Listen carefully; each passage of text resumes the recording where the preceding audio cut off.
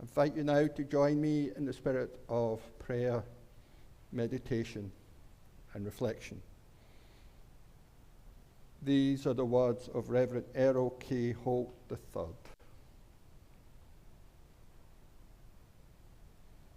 The moment of prayer is an invitation to be calm in the midst of the tumult of the world and our over-busy lives, to bring together thought and feeling, mind and spirit, and to find some center, some still point of perspective and peace.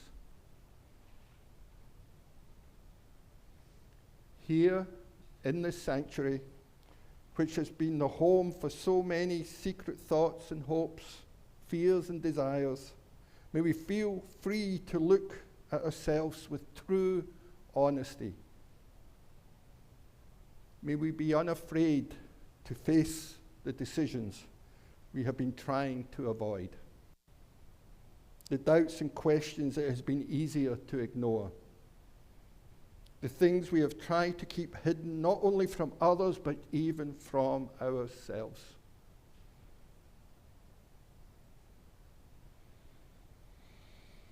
May we come to discover that there are resources within ourselves and beyond us that are as hidden but as real as our secret doubts and fears. New dimensions of the Spirit within and without will be revealed to us as we confront ourselves honestly and come to understand that we are not isolated from the community of life and spirit, but that our soul suffering connects us with the hidden suffering of so many others.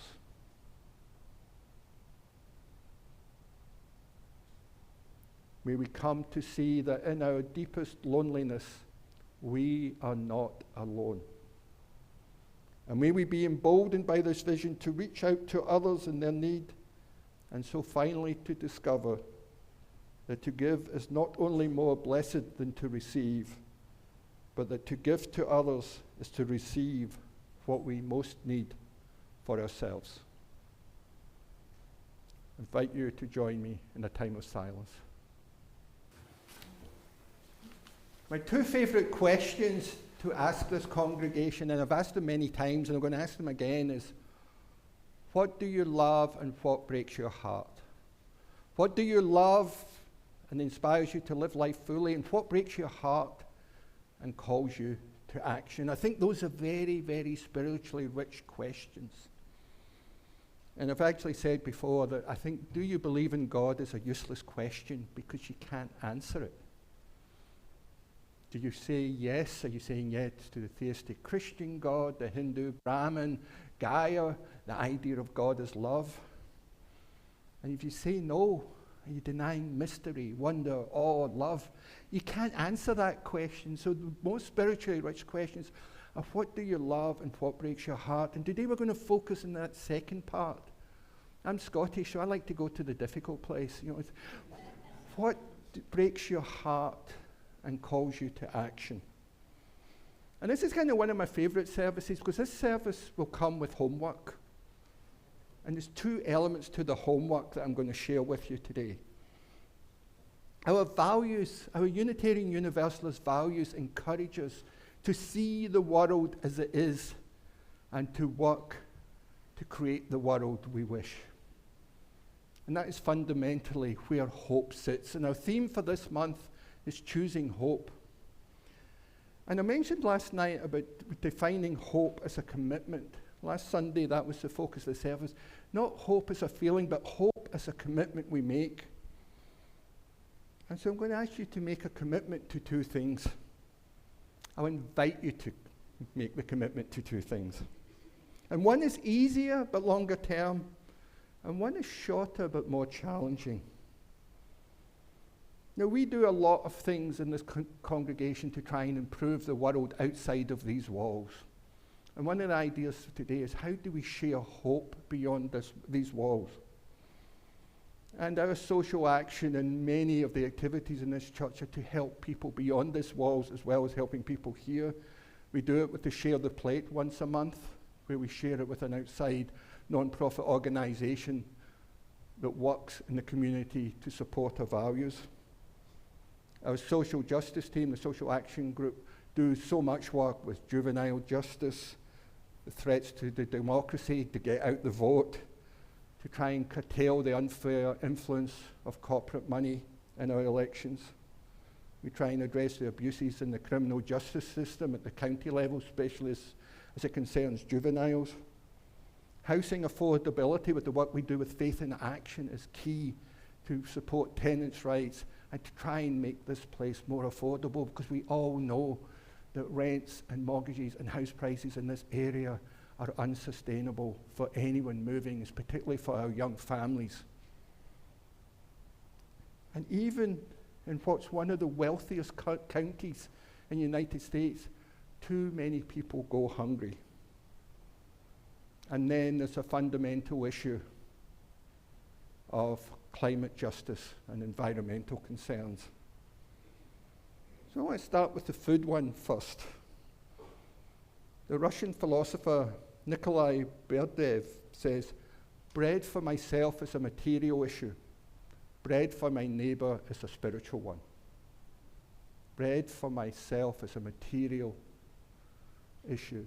Bread for my neighbor is a spiritual one. And back a couple of months ago, about 5 or 6 weeks ago, when during the government shutdown, SNAP benefits ended. And many of us in the community were trying to think, well, how do we want to respond to that? 1 in 8 people in the United States were receiving SNAP benefits, and they just ended. 1 in 8 people were dependent on those food, a way of supplying food for those who are struggling economically. In San Mateo County, despite the wealth of this community, 1 in 6 people are food insecure. 1 in 6 people, greater than the national average.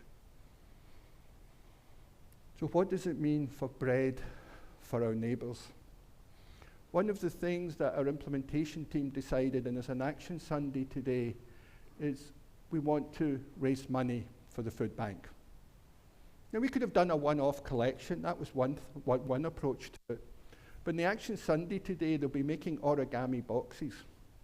And everyone in this community, everyone, including those online, we'll get them to you. I don't know how, but we'll get them to you.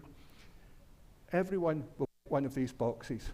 And what we're going to invite you to do is take that box home, place it on your dining room table, and every time you have a meal, decide how much money you're going to put in there. And I know a lot of us don't use cash anymore. You can put a little just tick or whatever way you want to keep track on it, and decide that is going to be worth 30 cents, 50 cents, $1 for every meal. So if you think about that, and we're going to collect these boxes, we're going to bring them back here for the Age of Reason service with our 7, 8-year-old children. We'll have a special service on the 25th of January. So you've got 42 days to do this. So if we each donate $1 for each meal, and we do it for 42 days, I've done the arithmetic. I'm not doing this in my head. It's $126. We've got 160 members. If every member does that, we could raise $20,160 for the Second Harvest Food Bank. So I'm asking you to consider, you may only be able to afford a dime. You may be able to afford more than $1, whatever you can, put it aside for the meal, and we'll bring it back and collect that money and donate it to the Second Harvest Food Bank. Because when I talked to them about when the SNAP benefits ended, they said, we saw a huge increase in the need for food during the pandemic, during the COVID pandemic, but it didn't really tail off. The food bank also lost some of the federal food supplies earlier this year with the federal government cuts. So the food banks are struggling right now. One of the busiest times for food bank is January, February, because there's a big upsurge in donations in in December for Christmas, and then it tails off in January and February. So that's why we're targeting this for the end of January, because we're trying to supply the money to the congregation, to the food bank when it needs it. So that's the first task. That's the longer term one, 42 days. The second one is a bit more of a challenge. Liz mentioned Hanukkah and how it celebrates the rededication of the temple which had been destroyed. And this happened in 2nd BCE in Jerusalem, before the Common Era. And they lit a candle with only enough oil for one day. And the miracle and the mystery was it lasted 8 days. The real act of hope was lighting that candle, knowing that it might be futile because we do not have enough oil to last the whole festival. But they lit it. And the miracle and the mystery was it lasted 8 days. So this second one is a bigger challenge that I'm going to ask you about. But first I want to do the reading that we're using for the prompts for our meeting this year. This month. And it's by the Unitarian Universalist religious thinker Sharon Welsh. She says, "It seems natural to many when faced with a problem too big to be solved alone or within the foreseeable future simply to do nothing. If one cannot do everything to solve the problem of world hunger, one does nothing and even argues against partial remedies as foolhardy and deluded. Becoming so easily discouraged is the privilege of those accustomed to too much power. Accustomed to having their needs met without negotiation and work, accustomed to having political and economic system that responds to the need. Our challenge is to move more creatively in a very different sort of venture, one whose prayer is like this: what improbable task with unpredictable results shall we undertake today? What improbable task with unpredictable results shall we undertake today? And that's our reflection question for December that we'll be exploring in each of our meetings.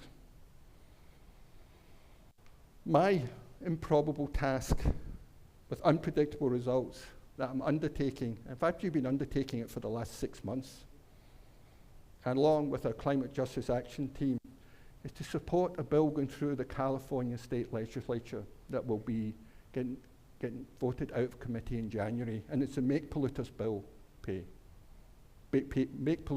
bill. And the numbers are there. I sent an email to the whole congregation yesterday with more information. I want us all to get informed about this and make a decision, because January is a very important time. It needs to come out of the Judiciary Committee. So Debbie Mattel's in the Climate Justice Action Team. Debbie, can you raise your hand? She's sitting in the choir there. She's got letters to our local representatives in support of this bill. If you agree with it, sign it. We'll mail it for you. If not, take it. I sent out a lot of information. Get informed about it. You may agree with it or you may disagree with it. I strongly agree with it. I've committed about 5 or 6 months of my time to working in this. The California Youth Justice Ministry has taken this on as a justice issue with considerable prompting by me to take this on as a justice issue for the whole thing. And we had a meeting on Thursday with people from all over the state trying to encourage them to do this. We have a disproportionate influence because Diane Pappin has got a huge influence in whether this gets out of the committee, and that needs to be done by January. So there's a real time frame for this. So this is a short-term commitment to sign these letters. Get informed about it. Ask me questions. Ask Debbie questions. She's been working on it a lot. Our whole climate justice team has been working on it a lot. And this is a really important issue because there's no guarantee it's going to pass. It is one of these improbable tasks with unpredictable results shall we undertake today. And even if it doesn't pass now, I've committed to work on it in the years ahead because we need this. And this bill asks fossil fuel companies to pay for the damages out of the profits they've made over the last 34 years in California to support climate resilience communities, clean energy, healthcare costs, and disaster recovery.